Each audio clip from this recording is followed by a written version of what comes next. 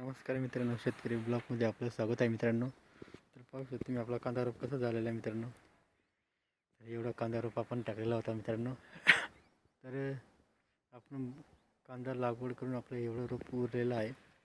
पाहू शकता मित्रांनो, आणखी तिकडे पण आहे, बॅकग्राऊंड दिसत आहे थोडंसं, तिकडे पण 2 सारे आहेत,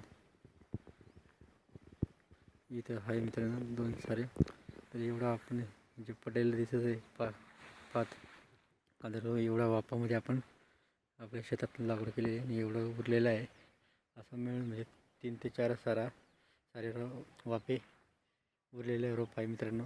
तर अशा पद्धतीने आपण जे उरलेले आहे ते आपण विकून देणार आहे, कारण की आपण विकत घेतलेला रोप आहे. 2700 रुपये किलोने घेतलेला रोप होता मित्रांनो आपण. तर त्याला आपण जसं जमलं तसं आपण विकून देणार आहे मित्रांनो, कारण की आता उरून गेलेला रोप आहे.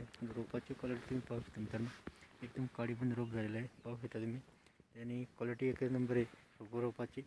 त्या अडचणी मित्रांनो लागवड करायला, म्हणून आपण हे कांदा रोप आपल्याला देणार विकून टाकायचं मित्रांनो. कांदा रोप क्वालिटी एकच नंबर आहे मित्रांनो. अशा पद्धतीने आपण लेट केलं कांदा रोपाचं, पण एकदम भारी क्वालिटीचा रोप तयार झालेला मित्रांनो. तुम्ही पाहू शकता. गिऱ्हाईक आपल्याला सारखं येत आहे की द्या.